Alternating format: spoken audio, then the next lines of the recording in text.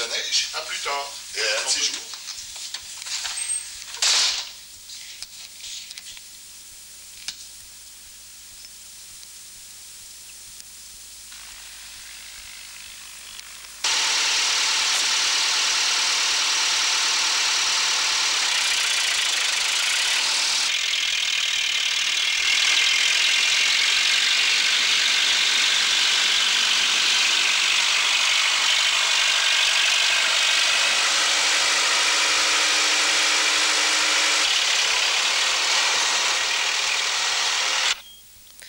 Depuis la véranda de Mademoiselle Guibourg, Thésée, centre européen de la chrétienté, Thésée, joliment perché entre Saône-et-Loire, ne compte plus en hiver que 145 habitants, communauté de 80 frères comprise.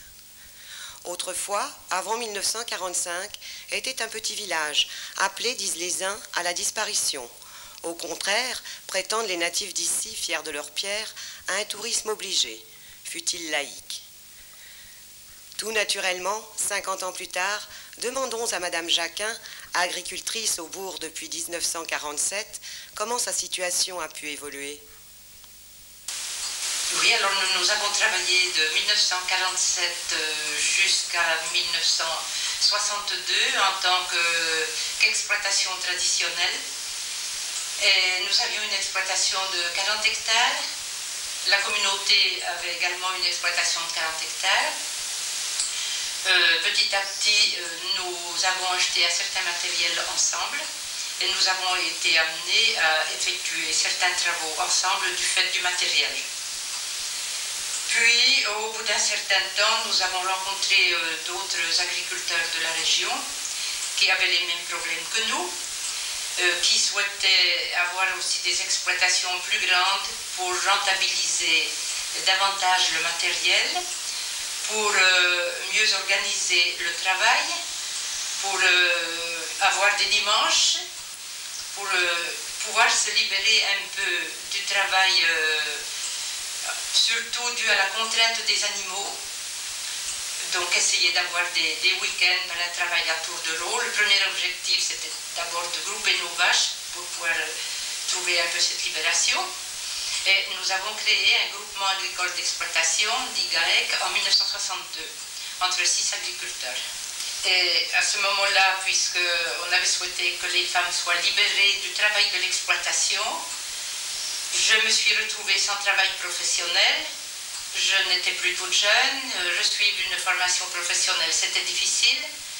De plus, j'avais des engagements au plan départemental et national, je m'absentais assez souvent. Et il m'était difficile, je devais ou abandonner mes responsabilités, ou refaire une formation, ou chercher autre chose. Et nous avions une maison qui appartenait à la grand-mère de mon mari, là sur place. J'ai pensé que nous pourrions créer un gîte rural sur les terrains qui appartenaient à la communauté. Il a été construit des baraquements, des constructions un peu légères pour pallier au niveau économique, pour pouvoir mieux accueillir les jeunes et recevoir un plus grand nombre puisqu'ils viennent de plus en plus nombreux. Sur les terrains agricoles, on a aménagé des parkings pour les voitures et pour les bus. Nous sommes chez les véritables frères Georges et Jean Bouillin, derniers vrais agriculteurs du centre de Thésée village. Alors, messieurs les paysans, si on parlait un peu de la vie de Thésée en hiver. Oui, l'hiver c'est calme. Calme vis-à-vis de l'été où 5000 jeunes visitent, enfin ou vivent à Thésée pendant 2 ou 3 mois. Alors ça donne une animation, une circulation intense. Alors que l'hiver, on retrouve presque totalement le rythme de la campagne, avec les journées courtes, le travail du lever du jour à la nuit tombante. Sans pouvoir préjuger de l'extension à venir de la communauté toute proche, vos parents ont vu s'installer ici, dans l'immédiat de l'après-guerre, les premiers frères en religion. Oui, sitôt après la guerre, il y a eu 2 ou 3 frères qui se sont installés, je ne me rappelle plus exactement l'année, mais enfin, c'était aux alentours de 46, 7, 8, je ne sais plus exactement. Ouais, Mais l'ambiance de l'époque n'était pas la même, parce que la communauté n'avait pas cette surface, cette puissance qu'elle a aujourd'hui. Ben, disons qu'il y avait des meilleures relations du fait de la dimension des relations entre la communauté et les gens du village étaient de dimension égale. Les gens se rencontraient facilement. Pendant, je ne sais pas combien, 10 ou 15 ans, tout le village faisait la Saint-Sylvestre à la communauté, par exemple. Et on était invités, c'était à un moment, une veillée qui durait toute la soirée de la Saint-Sylvestre. Et bon, il faut dire que, vu l'extension, on peut dire même immobilière de la communauté, il reste pratiquement plus personne dans le pays et les relations ne sont pas améliorées, disons. Surtout le problème que, je pense, la communauté occulte ce problème en permanence. Pour moi, c'est peut-être mon dada, mais elle a cassé la vie du village. Si la vie du village est connue dans le monde entier, mais c'est la vie de la communauté Thésée. Le village de Thésée, en tant que village, pour moi, il n'y a plus de vie de village à Thésée. On essaye de maintenir une vie de village avec Ameny. On a un foyer rural sur les deux communes. On a quand même beaucoup d'activités entre les deux communes. Maintenant, le problème pour un certain nombre, on s'est réunis en association pour essayer de, je ne dirais pas de lutter, mais de faire voir qu'on existe encore sur les deux communes. La question qu'on se pose, c'est de savoir si la communauté a besoin de posséder un, deux ou trois ou plus villages pour affirmer sa foi en Dieu. Est-ce que la foi va avec la surface ou la propriété immobilière? Si la communauté a besoin de quelques hectares pour créer un centre religieux à Thésée, je pense que tous les agriculteurs, on est prêts à lui en laisser. Tout peut se discuter, mais pourquoi vouloir à tout prix contrôler le village? En réunion réduite, l'association se pose maintes questions au sujet de la presse qui ironise volontiers sur les préoccupations des rescapés aux offres miraculeuses. Pire, les politiques ne répondent que par politesse. Les cartes, elles sont là. Mais on avait quand même saisi la totalité des grands élus du département, y compris les grands-maires. Députés, sénateurs et maires des grandes villes. Quand même très peu de réponses, et puis bon, pas des réponses. Il y avait le voisin qui demandait éventuellement un rendez-vous. Oui, mais il s'était trompé de circonscription. Oui. On est resté là, effectivement, au niveau des élus, on ne peut pas dire qu'ils aient tellement envie de mouiller la liquette. L'explication. Le dossier était quand même sérieux, hein. On va vous le faire passer. Des marches, il y a des plans sur la situation de nos communes par rapport aux achats de terrain, des maisons. Il y avait quand même un certain nombre de réflexions, quelques articles de presse qu'on avait réussi à faire passer, et pourtant rien. Donc Alors pour les terrains que la communauté achète, tous ces terrains, il y a un exemple qui est flagrant, c'est le terrain qui est juste à côté de la mairie, où il y a une petite maison qui est bâtie dessus, mais une petite maison que nous on estime à 80 000 francs, mettons, avec le terrain à 100 000 francs. Et la commune avait un droit de préemption sur ce terrain. Et la commune a été obligée de le céder. Vu la communauté qui a mis 700 000 francs, nous on ne pouvait pas suivre. Alors sur la commune de Cortevay, il y a exactement le même problème. C'est-à-dire qu'on a des maisons, particulièrement dans le hameau de Mont, où on pourrait accueillir des jeunes couples qui sont prêts à acheter ces maisons. Des maisons qui sont entre 250 000 francs et 300 000 francs, et des communautés satellites de la communauté de Thésée, faut le dire franchement, ont acheté ces maisons 100 000 francs de plus que ce qu'elles valaient.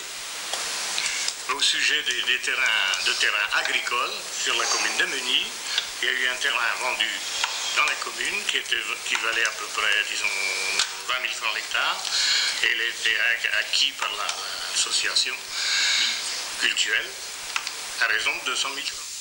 Pour celui qui vend, c'est forcément une bonne affaire, surtout qu'ils semblent tous être payés assez facilement. À Thésée, on lit l'exploitant agricole. Mais entre nous, quel constat ce journal peut-il faire en ce qui concerne ce métier, votre profession? L'exploitant agricole, oui, il y en a encore quelques-uns. On est, disons, 3 fermes, un gars tout seul. Et puis les deux GAEC, GAEC Théma, donc les deux frères Bouillin que vous avez devant vous, et puis le GAEC Copex, un des pionniers du système GAEC, puisqu'il existe depuis 1962, et qui s'est totalement renouvelé ces dernières années, l'équipe de fondateurs étant pour la plupart partis en retraite, et puis un ayant changé de métier. La Copex est une ferme indépendante, et effectivement, frère Alain a participé à sa création et à sa vie pendant presque 30 ans, pendant une trentaine d'années, mais la Copex est une ferme indépendante, disons qui aujourd'hui n'a plus de frères de la communauté, un GAEC comme tant d'autres, original par ses productions, parce qu'effectivement des cassis en dizaines d'hectares, des fraises, aujourd'hui de la vigne, et tout dernièrement avec l'arrivée d'un 6e associé, 200 chèvres pour la production du lait. Je ne pense pas que dans l'immédiat ils transforment en fromage. C'est assez original. Il faut dire qu'à Thésée, il reste très peu de vaches finalement. Les exploitants agricoles de Thésée sont devenus des céréaliers après leur membrement qui date de bientôt 20 ans. La période de drainage des années 80.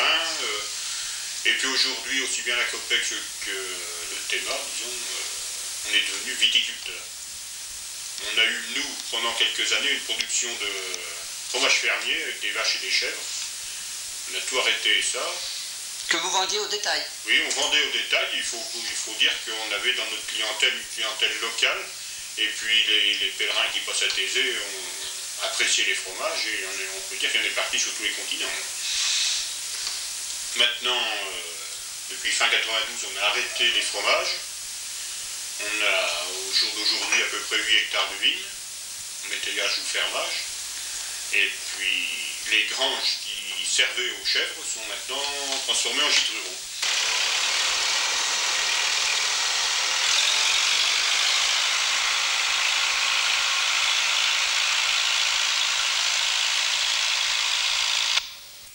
Si Thésée sait recevoir l'été, l'hiver aussi, Thésée accueille. Quelque peu surpris par ses premiers flocons de janvier 1995, le chien, sans doute émigré lui aussi, accepte volontiers une pause chaleur. Abritée et protégée par la communauté religieuse, cette jolie famille bosniaque nous offre le café oriental et de quoi fumer. Logé pour son 3e hiver d'exil dans ce qui fut l'atelier de poterie de frère Daniel, l'un des fondateurs aimés et reconnus par tous dans la région, on apprécie ce peu de neige qui ravive bien des souvenirs. Aidés dans la traduction par un frère suisse parlant leur langue, ils nous disent leur bonheur d'avoir retrouvé ici la paix d'abord, l'accueil parmi les habitants, l'hospitalité en retour de petits travaux d'utilité certaine. Et puis, au centre commercial voisin, ils ont même rencontré des compatriotes, croates, serbes, musulmans, les ayant précédés dans cette terre du Clunisois qui en a vu d'autres, et qui, de moine en frère, continue de construire son histoire. L'histoire d'un Sacré-Cœur. Quand la guerre a commencé, nous sommes partis pour Zagreb. I posle 7 mjeseci Et après 7 mois, sreli smo našeg prijatelja koji je bio prije u Tezeu, Jozu.